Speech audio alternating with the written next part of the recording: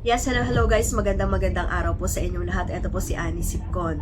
At pag-usapan po natin ngayon ang naturang interview kay Senator Trillanes. At dito nga po ay tinalakay nila ang magiging takbo ng impeachment ni Sara Duterte sa February, no, na talaga naman daw tsak na maraming magpa-file nito at sinisigurado nga po na more solid, consolidated ang magiging pagpa-file ng or magiging ebidensya ng mga naturang impeachment complaint. At syempre sa impeachment ni Sara ay titiyakin na nila na sa House pa lang ay mabubulatlat na ang mga itinatagong mga bank accounts ito at kung ano-ano pa. At si Madriaga raw po ay magiging bahagi si Madriaga ng impeachment dahil nga sa mga isiniwalat nito tungkol kay Bibi Sara. At syempre, yung tungkol kay Bato na nakikita natin na hanggang ngayon 2 buwan na ay hindi nagpapakita sa Senado, na eto raw, problema raw ni Bato na takot siya kahit na wala pang warrant. Ang problema raw ay bakit takot na takot ito si Bato at dapat daw ito ay pumasok pa rin ito. So tingin ko rito ay kaya hindi pumapasok ito dahil nga sa warrant na yan, kaya hindi pa nilalabas dahil nga gusto talaga ng Senado ay pumasok ito dahil nga 2 buwan na ito at sumasahod pa rin, no? Sabi ni Trillanes, si Bato ay kaya bibigyan niya pa ng konting konting panahon para pagbigyan ito na pumasok. Kung hindi ito papasok ay siya mismo ang magsasampa ng kaso. Pero kung may mas maaga na magsasampa ng kaso dito ay okay rin naman daw. So si Amy Marcos ay hindi niya na masyadong pinansin dahil nga sa pagtatanggol nito kay Bato. So ang sinabi niya rito bakit siya matatakot? Warrant yan, dapat harapin niya yan. Katulad nga noon daw na kay Leila de Lima na hinarap ang warrant nito at nag-serve ito sa kanyang kaso na gawa-gawa lang digong. So pakinggan natin si Trillanes, guys. Okay, Senator, sinong grupo po ang magsasampa ng kasong impeachment, itong panibagong paghahain ng impeachment? At sabi nga nila, no, dapat consolidated na ang mga reklamong ito. Ang mangyayari kasi nito, sa February 6, meron magpa-file. Hindi, kahit gustuhin man natin na mag-isa-isa itong, iisahin na lang yung magpa-file, kaso hindi naman magkakasamang grupo yan eh. Iba't ibang personalidad, iba't ibang organisasyon. Kaya we will have to assume that different versions of an impeachment case against Sara Duterte will be filed. Ngayon, hindi naman problema yan kasi base nga dun sa ruling ng Supreme Court ay i-consolidate din naman yan eventually at magkakandak ng hearing sa House. Yan. Kasi yun nga po yung di ba naging problema noong nakaraang taon, parang 4 yata yung nag-file at parang dahil sa technicality ngayon ay doon nagkaroon ng problema yung impeachment complaint. So ito, malinaw na po ba, Senator, kung kailan lang i-consider na kumbaga na initiated na ang isang impeachment complaint? Kumbaga clear na po ba ito? Ganito, hindi naman ang dahilan kung bakit naantala yung filing last year dahil 4 na versions yung final. Opo.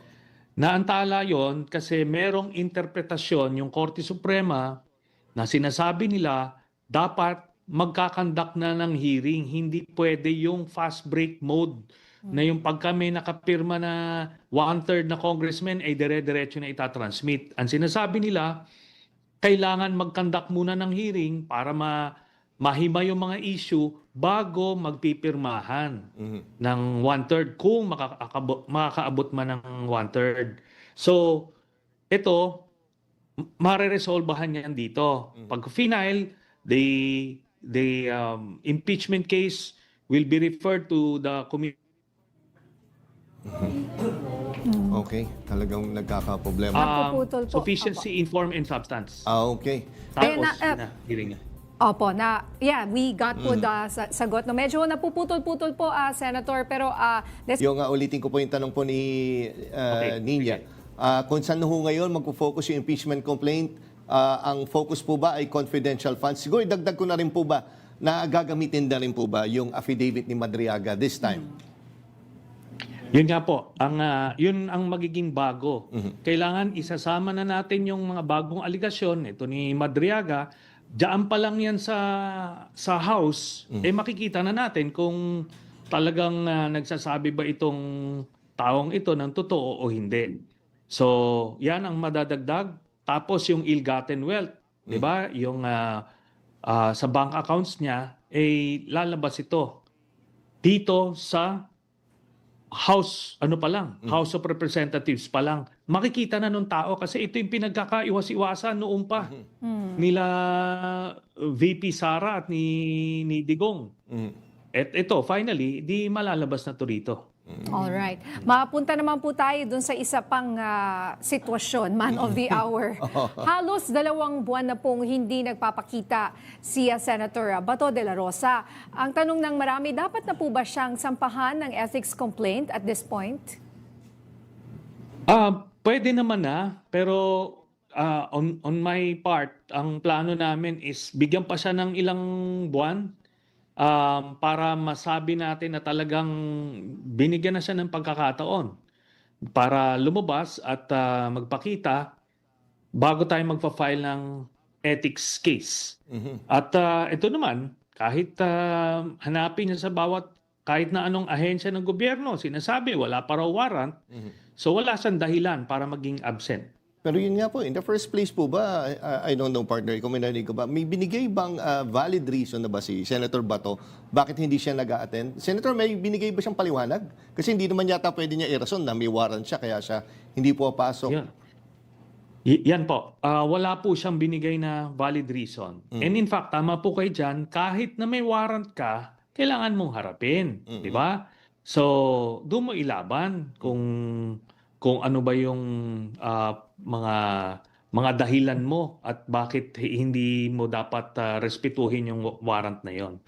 So wala po siyang valid reason kaya eventually binibigyan lang namin siya ng ilang panahon. Pero kung may magpa-file po ng mas maagay, di mas mainam. Opo. At ano naman po ang reaksyon ninyo sa sinabi ni Senator Amy Marcos na parang tinatakot di umano si Senator Bato? Bakit di nila ilabas na lang ang warrant kung meron naman talaga? Alam nyo, bakit ka matatakot kung may warrant o wala? Kung wala pang ang warrant, ba't ka matatakot? Kung may warrant, ba't ka rin matatakot? Di ba? Ganun lang naman yan Si Senator Laila de Lima, pinakulong nila, inimbento lang nga nila yung kaso, hinarap yung warrant, di ba? O nung ako, binigyan ako ng warrant, nung ako ay nasa Senado, lumabas naman ako at hinarap ko yung kaso na yun. So, ganun talaga. Problema niya yun, ba't siya matatakutin? Di ba? Tsaka di ba yung statement niya dati, handa siyang harapin. Kahit lumabas yung warrant mula sa ICC. Kung At handa nga po. pumunta pa dun sa Dahig. At samaan si dating Pangulo.